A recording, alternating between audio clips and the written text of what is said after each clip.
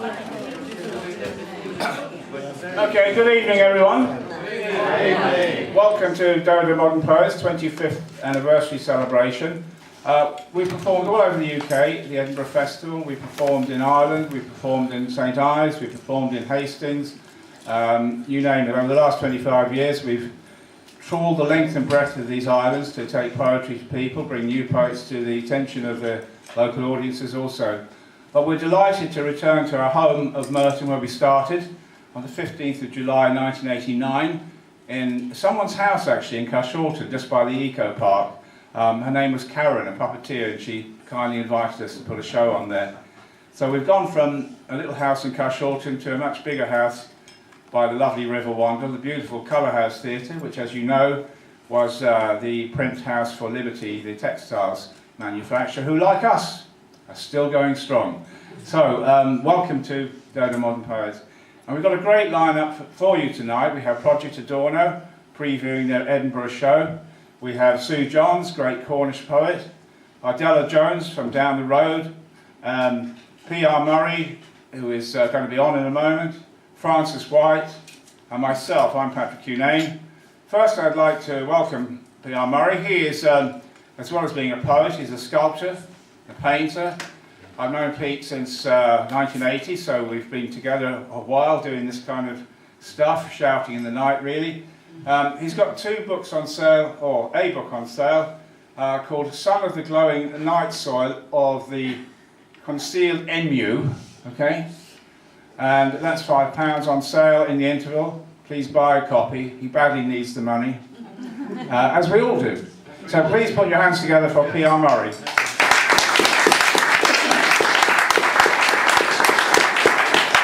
Thank you.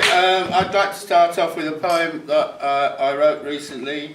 It's called Midsummer Bus Ride, which indicates how recently I wrote it. I'm afraid it's not quite as cheerful as the title might sound.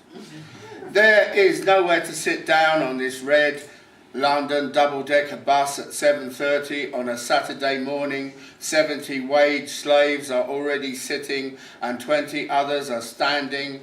Between them they probably speak and understand 30 languages or more, but nobody says a word.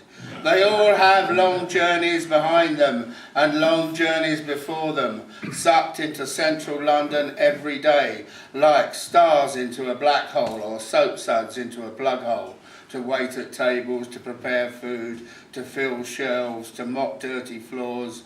And now many are still half asleep or more, and some waking up might wonder as dreams dissipate, why am I selling my life second by second for a shit wage? But the bus rolls on, and even at 7:35 AM, it's too late.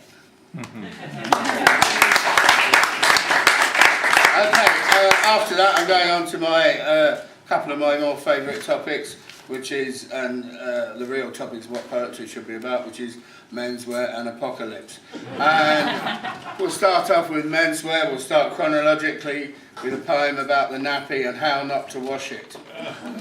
Drama, drama, drama in the laundrama. Man came in, put a baby in the spin dryer. Heard the little bleeder yell till he shut the lid. Woman there said, "Here, you can't put that in there. It's not for humans, it's for clothes. It won't work with one of those." He had a doubt, took it out, put it in his pocket, and then he shamefaced out.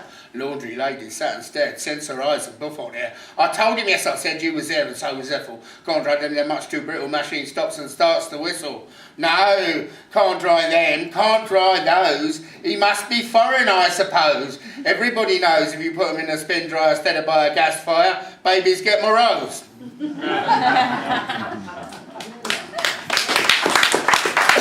Okay, before I go on to other items of menswear, I'd just like to briefly digress to consider the question of why menswear is purchased, why indeed anything is purchased, and one of the reasons is, of course, the subject of this poem, adverts.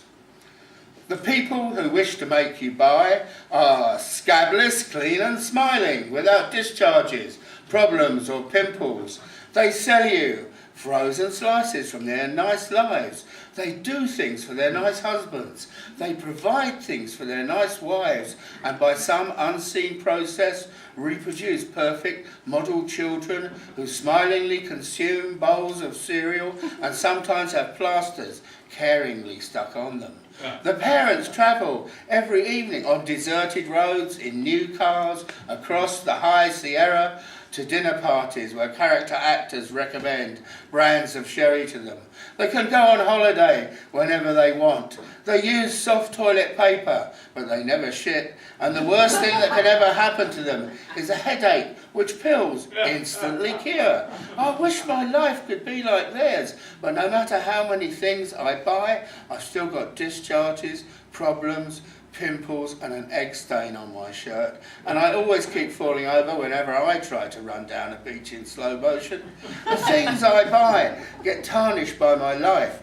Perhaps it's because I pay for them. The people in the adverts never do. And so, back to menswear, starting at the foot of the problem, as it were. You'll soon figure out what this poem's about, I think.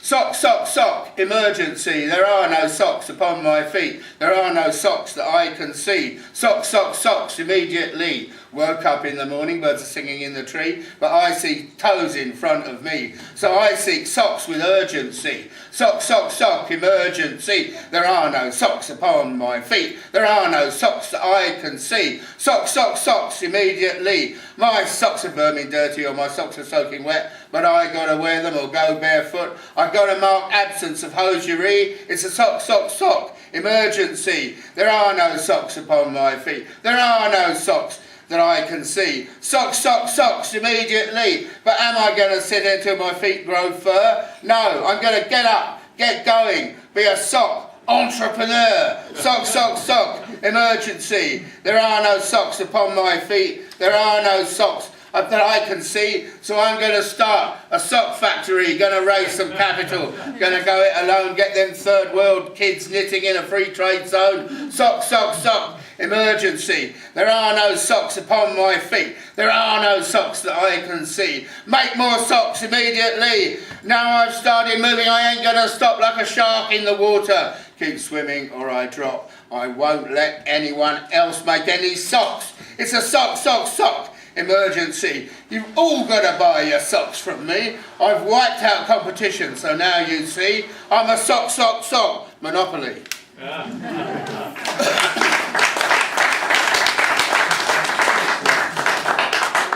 Okay. I want telepathic and telekinetic trousers now.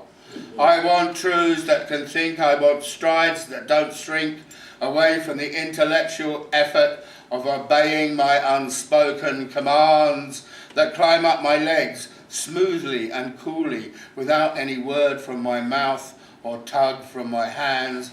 I want leg wear that's always there when I want it and never there when I don't.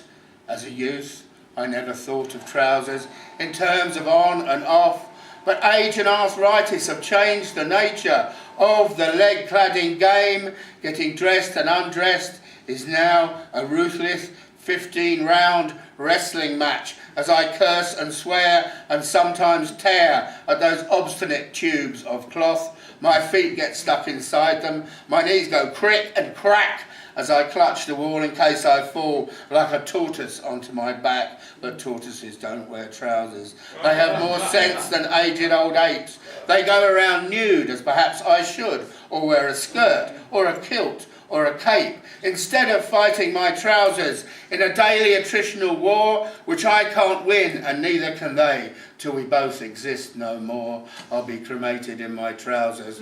Together flesh, bone and cloth will burn until trousers and I can rest in peace in a tasteful funerary urn.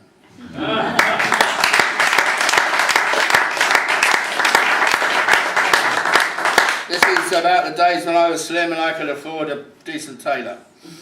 It was just another do-nothing day when an Oxfam shop crossed my way. I knew the craze, I was au fait, so I bought a jacket. It had a ticket pocket. I put my ticket in it.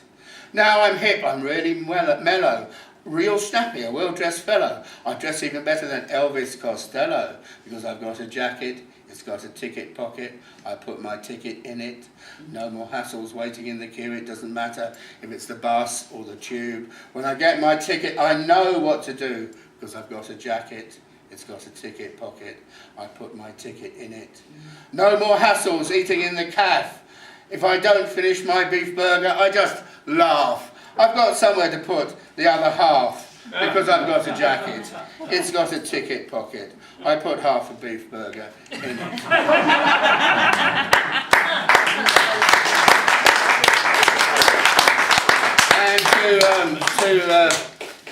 And to finish the menswear, I suppose we have the outer garment, the little ditty about that. My Mac is immaculate, its colour is beige.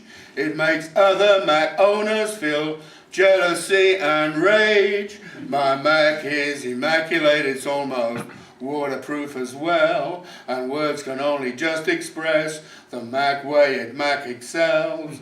My Mac is immaculate, it makes me so suave. All other Mac owners want a Mac like I have. And when I walk beneath a bridge, the pigeons do not poo. The birds are so impressed with my Mac, they just keep saying coo.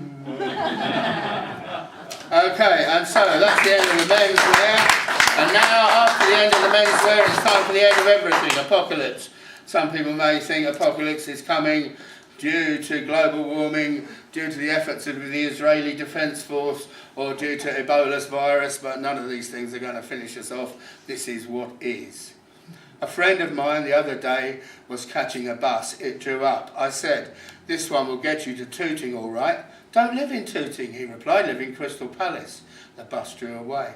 Of course I said, "Okay."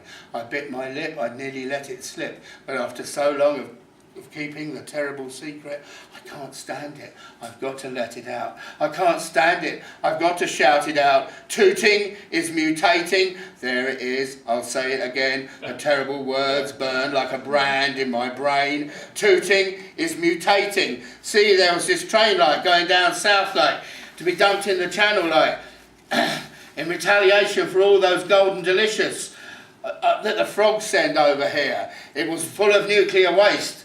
It leaked, a container cracked, and fissile material seeped out between the tracks. So now, Tooting is mutating. Tooting creeps south to sunny Surrey, crawls north up to the Thames, eats away like a slug all other places and their names. An ordinary South London suburb whose boundaries start to expand, Merton and Wandsworth, will melt away at the touch of an invisible hand. Tooting is mutating. Soon it will be the turn of Blackheath. Carshalton will succumb. Tooting will secrete across the bridges, and Big Ben will become the town clock on Tooting Broadway.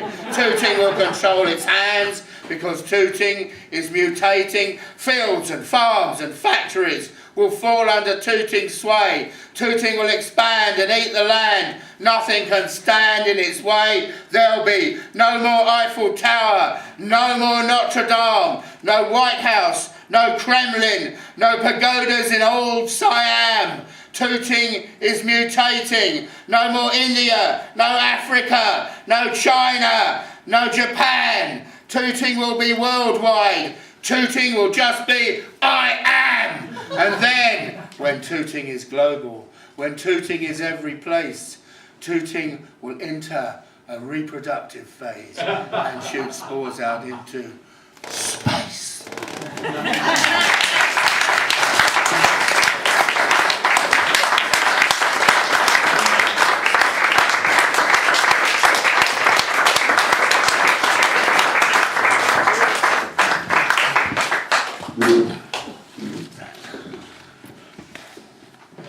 But we'll always have the Collierswood Tower.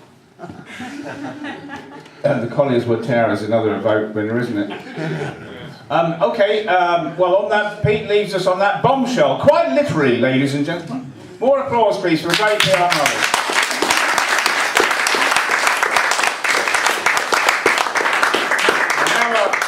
our roadie's going to come on and do some technical adjustments, so if you could just be patient for a moment.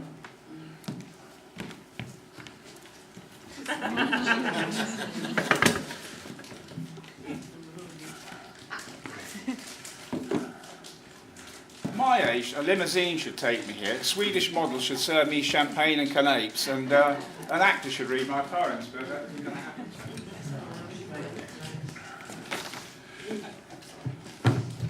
Is that a shirt or a parachute? Well said that, man. Yeah, the best shirt joke wins a booby prize. Okay, I'm going to give a press conference in a minute. Okay. Now, I've got a microphone now, never mind. Our next act is Frances White. Frances is a poet who belongs to Merton Poets. I've known her for many years. She used to come to our shows as a member of the audience, and one of our performers was Irene Thomas, Dylan Thomas's daughter, and Frances and Irene were friends, and Irene introduced me to Frances. So Frances and Irene were in a women's writers' workshop for many years, which has produced